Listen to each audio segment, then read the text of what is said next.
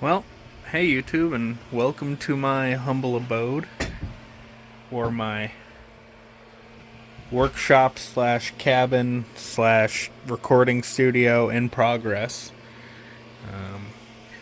I've got some more insulation, some drywall and flooring still to do in here, and then a more permanent AC setup, as well as a more permanent heater setup. But for now, we're going to work with what we've got so I can put this video out, because today, or rather yesterday, I received in the mail the broken radio that I had ordered on eBay.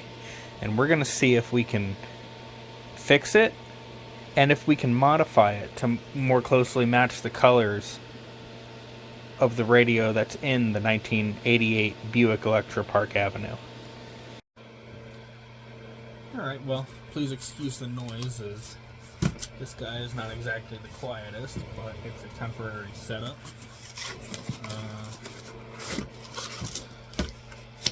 So this is the box the radio came in.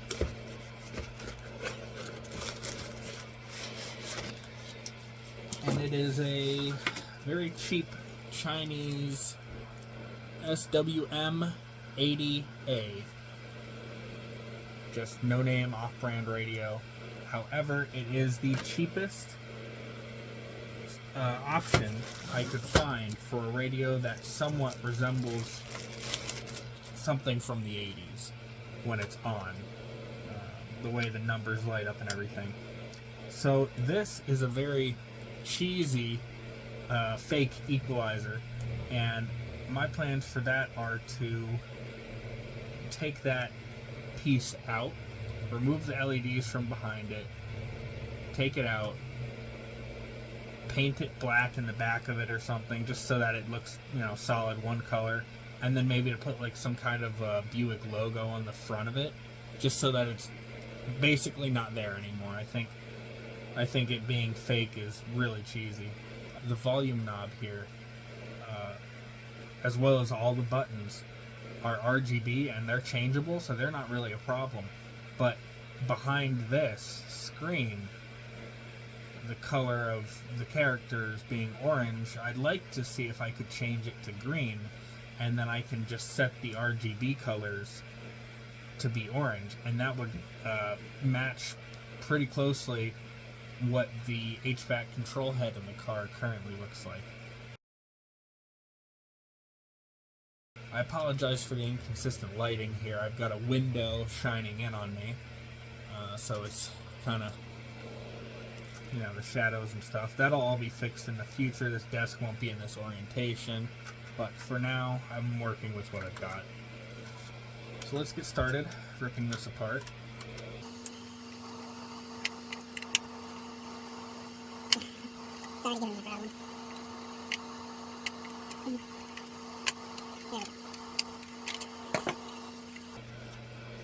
Alright.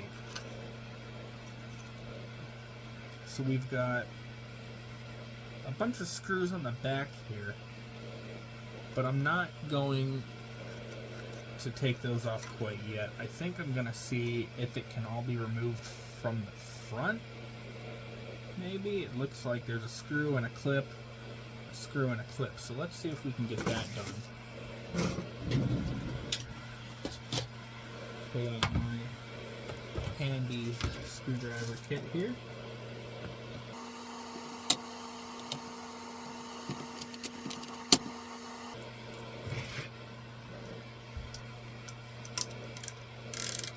Wish I had my LTT screwdriver here, but that's unfortunately not here at the moment. I usually keep it in this drawer. But this should do fine. Okay. So let's see if we can pop this clip up. Oh, there it goes, coming apart real easy already. So the eBay seller had described the issue with this being that the display would shut off up after a time just sort of glitch out. So I'm thinking maybe this ribbon cable has gotten loose, but for now we'll remove it because I shouldn't really need anything that's in here to modify. I think the only thing I'm worried about is the inner workings of this in particular. So we'll go ahead and take this apart. Quite a few screws holding it on, it looks like. We'll use this as a little screw tray so we don't lose anything.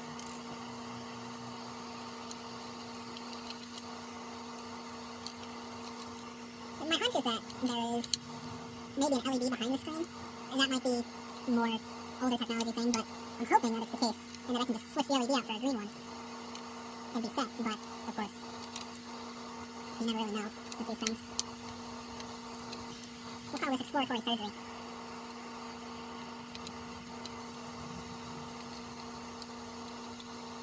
Alright. Did it just drop out, or what? I'm not sure what's still holding it in there. I see there might be some sort of a connector here. I'm not really sure if that's what's holding it in or not. Oh, there's another screw in this. That's probably what it was. Okay. There it goes. All the buttons might just fly everywhere here. Oh wow, we've got some really small LEDs on that equalizer panel there. So I think for now I want to put the buttons upside down in the case so we don't forget the orientation that they went.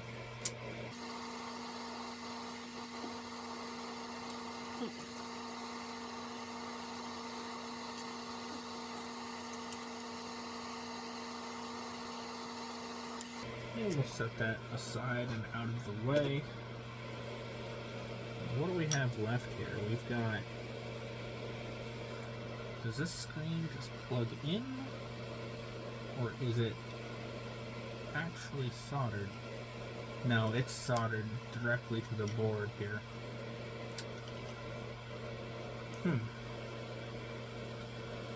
So it's kind of looking like I won't be able to change the color on this screen unless I'm able to replace the entire screen itself. However, I still don't want this LED equalizer going on, so I think we're going to pull out the soldering iron and remove it. If it doesn't happen to be possible to change the color of that screen, it's not the end of the world. My other soldering iron came from Radio Shack. I usually keep it in my van. And then this guy is the one I use most commonly. However, the circuits on this board are way too small for me to be using this big guy.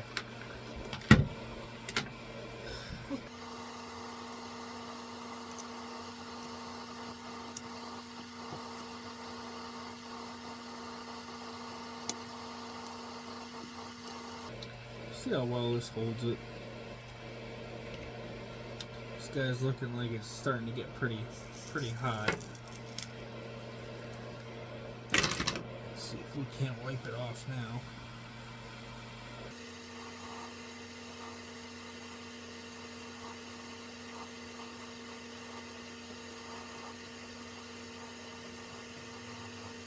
That's a little better. Working with what we've got here today though, we'll grab some of these tweezers.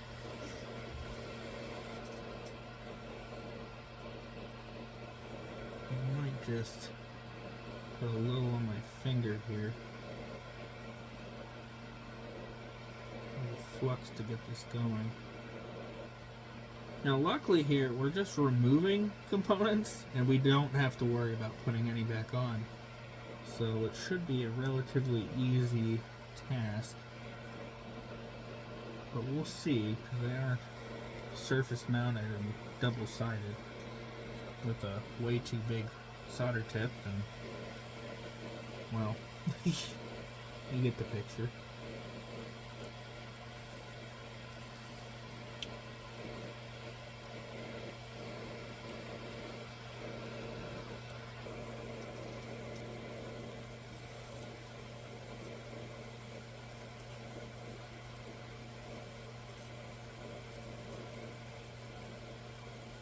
Ooh, that smells interesting. So, I'm thinking that this iron is probably too hot and just melting these LEDs. Yeah, I have no. Yeah, that's what's happening. So I guess I don't really need the tweezers so much. I just gotta touch and push, and they'll just come right off and melt, no problem. There, that's it. That's all you gotta do. Melt it. And that was quick and easy.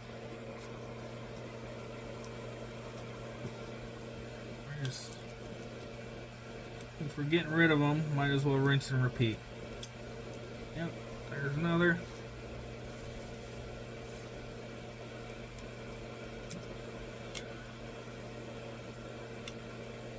There it is.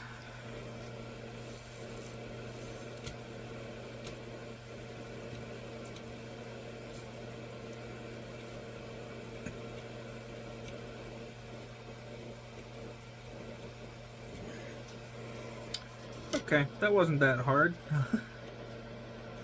When you don't have to care about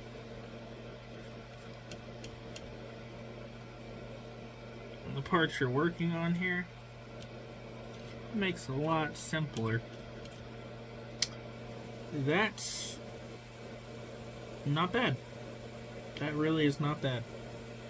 So we've got those LEDs completely removed.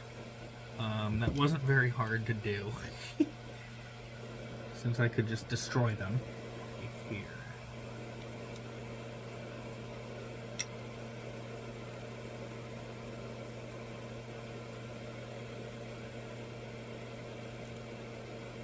I think for the screen right now, I'm just going to add just a tiny bit of solder onto each of the connecting legs, just in case it's a solder problem. Alright, here's some 10 trillion year old Keister solder, solid wire.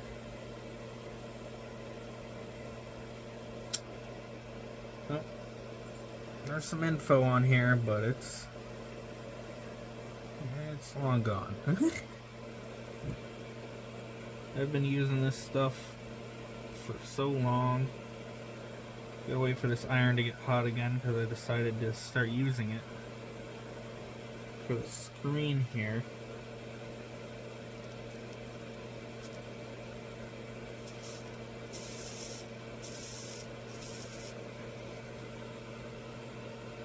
Just want to make sure that the screen is getting a good connection.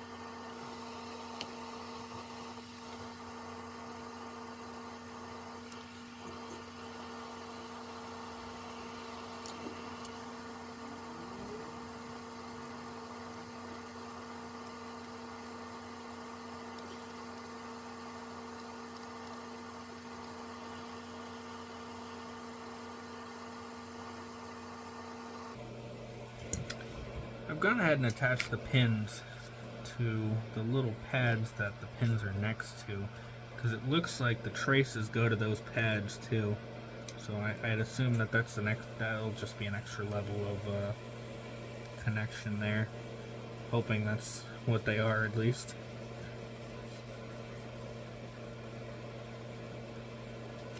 As for the screen, I think it's a good idea to maybe look up and see if I can find one like this in green. I'm not sure how easy that'll be though. Well, unfortunately, I wasn't unable to find this particular screen anywhere on the internet, really. It's got aux, USB, SD, play, pause, and frequency, megahertz. So it's not just a regular 4-character display. So I think for now we're gonna put this aside. I'll probably just live with it as long as the radio works by the end of this. So this goes like this. Or is it like this? Or is it like this? It's like this. Let me piece of something on this. Okay.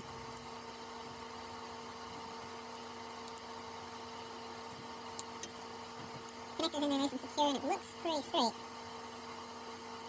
Let's do the same over here.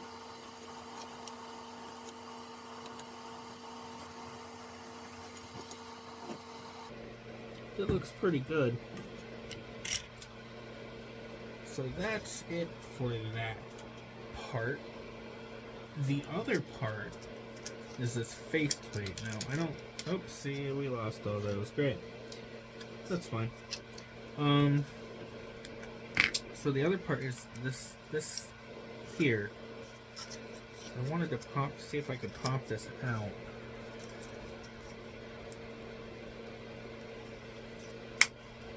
Okay, it's popping out. Alright. So far, so good. There it is. I don't know, let's see how hard this is to scrape. I'll use the back of this. Yeah, that comes off pretty easily. I don't think that would take that much. Let me go get a new razor blade. Oh man, is it cold outside. So, I got a razor blade, but what I don't have is any spray paint. At least I don't have any here. So, what I can do, I can reassemble the radio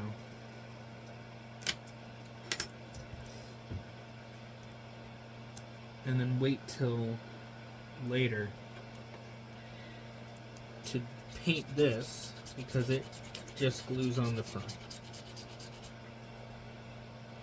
I'm getting somewhere with it for sure.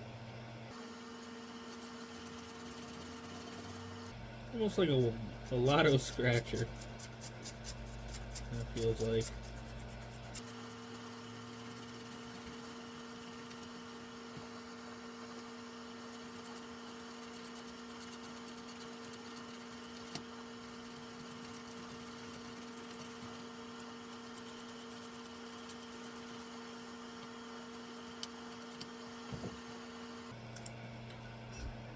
I'm getting somewhere with it.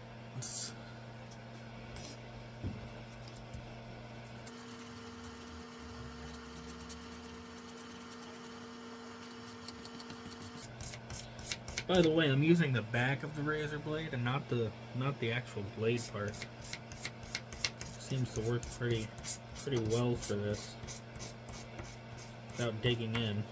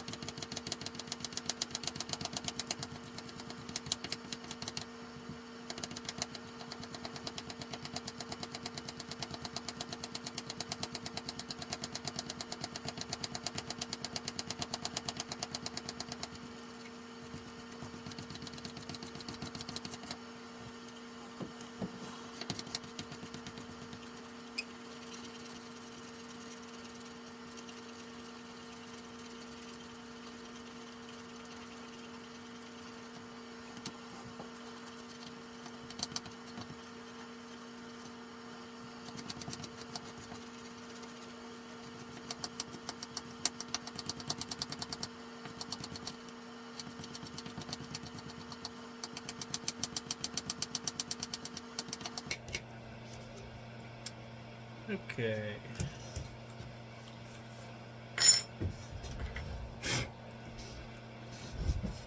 That's mostly clear now.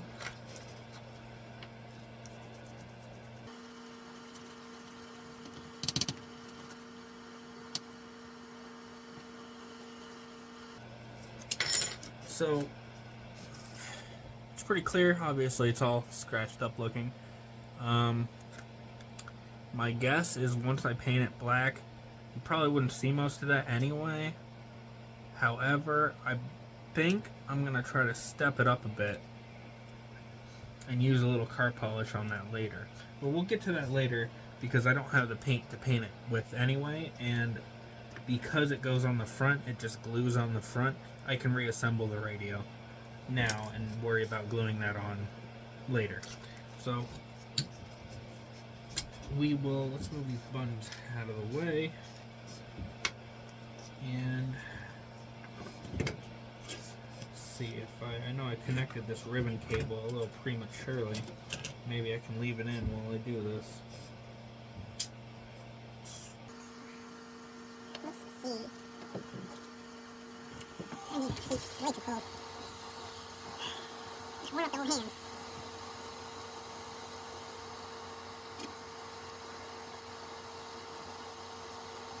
Okay, guys. It goes this way. And this. And this.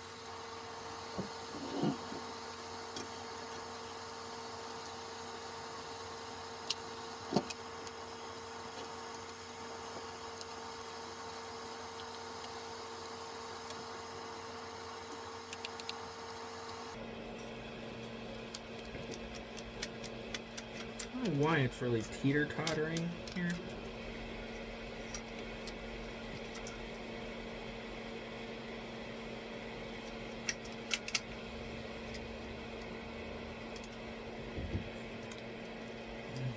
We'll just screw it in first.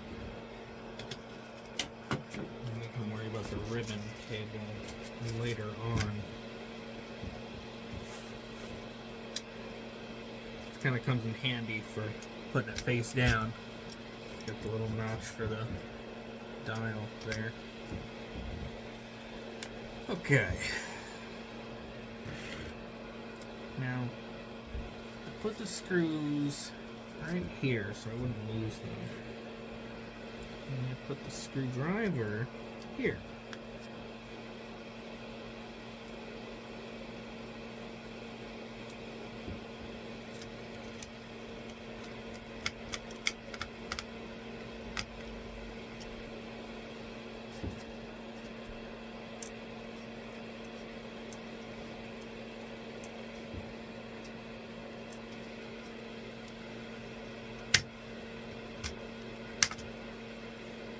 That didn't sound good.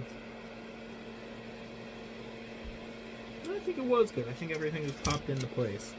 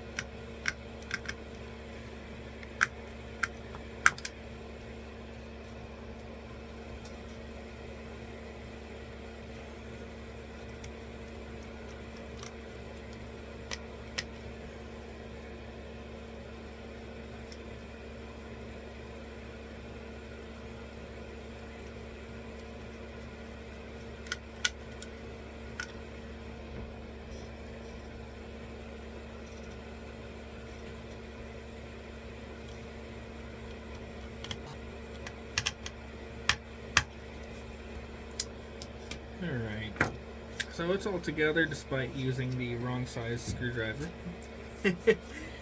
So it was jumping out a little bit. And we are going to put the face back on now.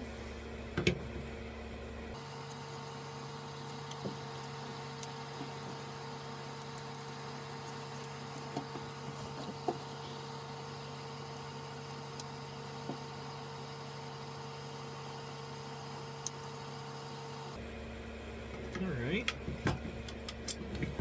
Let's hope that's all in there adequately, and then we will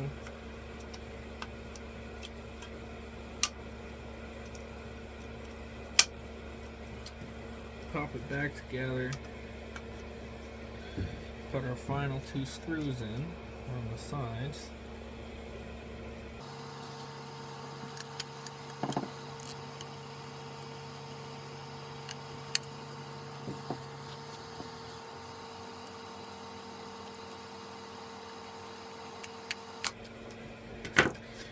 And now what we have is what I hope is a working radio without those LEDs. But I guess it's time to find out. Alright, so what I've got here is a 12 volt 3 amp AC power adapter, AC to DC power adapter. And we're gonna just cut the end right off of it. Save that for another project. Pull the wires apart. Strip them.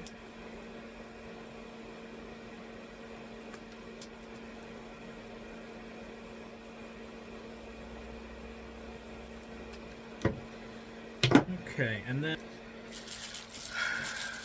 let's see.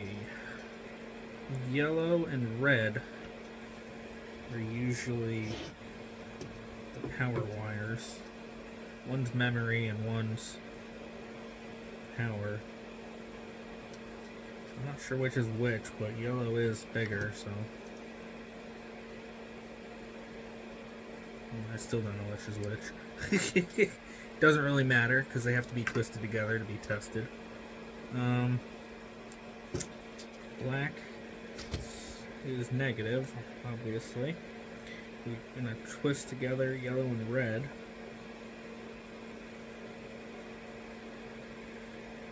Blue might be like power antenna or something, or like a subwoofer wire.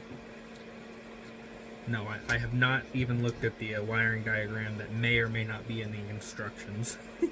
I hope it is. Usually these are pretty standard though.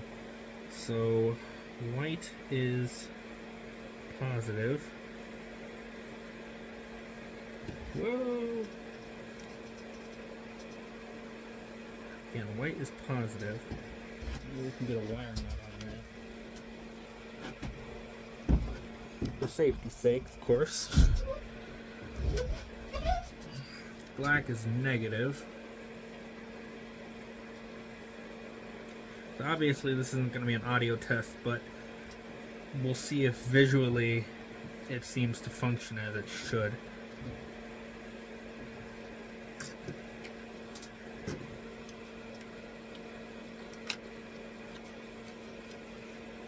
Oh, of course I gotta plug it into the wall. That would help. Let's see.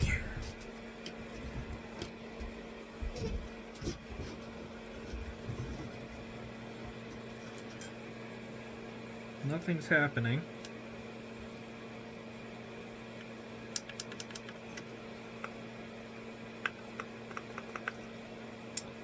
Still nothing's happening.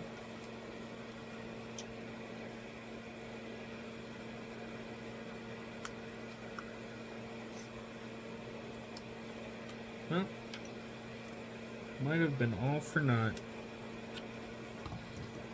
Let's just double check the power that we're getting here.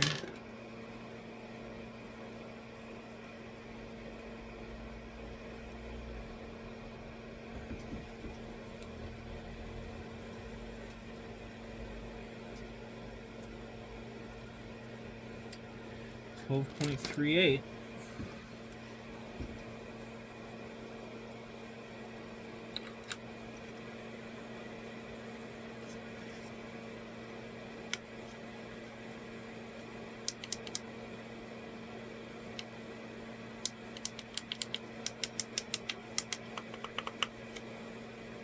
Let's do a reset. Let's hit the reset button, see if anything changes. No, nothing?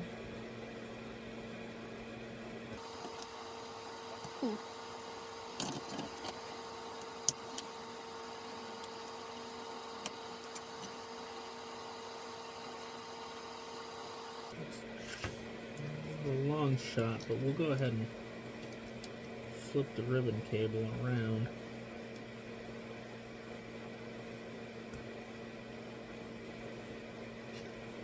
See if that changes anything whatsoever.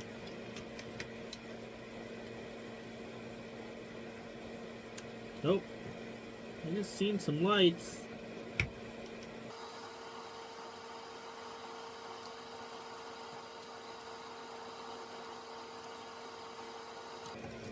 Alright, that's a good sign, but I'm gonna unplug it while I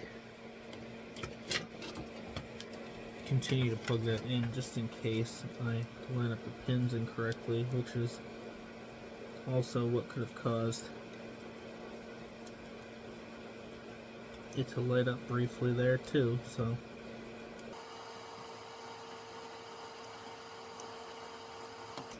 playing hardball with me, I tell you.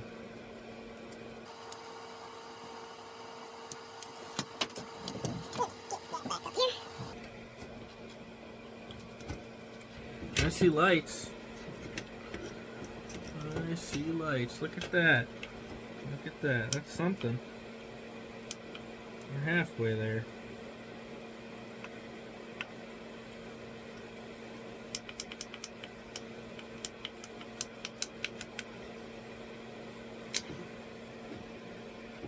Let's see if we can do another reset maybe.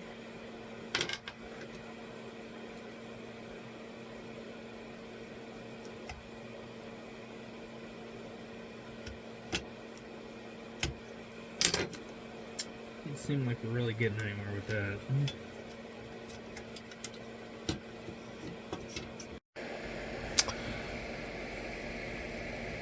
Well, my camera stand died, and I can't seem to find any consistent reason why this screen keeps doing that. Nothing I move seems to make a consistent difference, regardless.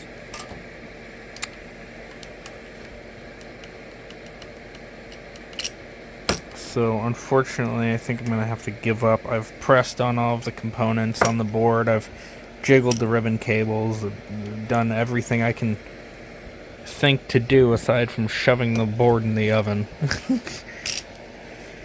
So, might be it for this radio. Might not even continue. Probably shouldn't have wasted my time scratching that one clear cover off, unless I'm planning on buying another one of these, which I might, because this one was, you know, I bought it as a broken one, hoping I could fix it. Got the radio install kit for the 88 Electra over here. Here's the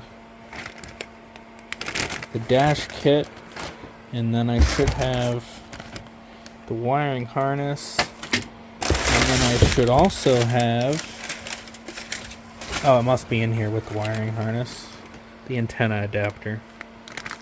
So we've got all that stuff. We can install a radio, just probably not this radio.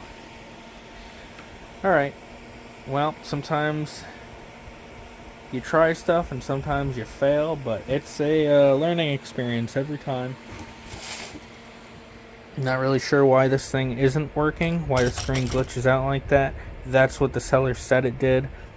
I can't really find a consistent reason why it's doing that. I was hoping it may have just been a loose ribbon cable or a loose solder joint, but I really just don't see that. It could be a defective screen or something. But I guess I'll wrap this up for now, and we'll figure out what else we're gonna do with that Electra radio. See if we're gonna use another one of these, or the other radio I have coming, or the one I bought the other day for $15 on Marketplace. Alright, see ya.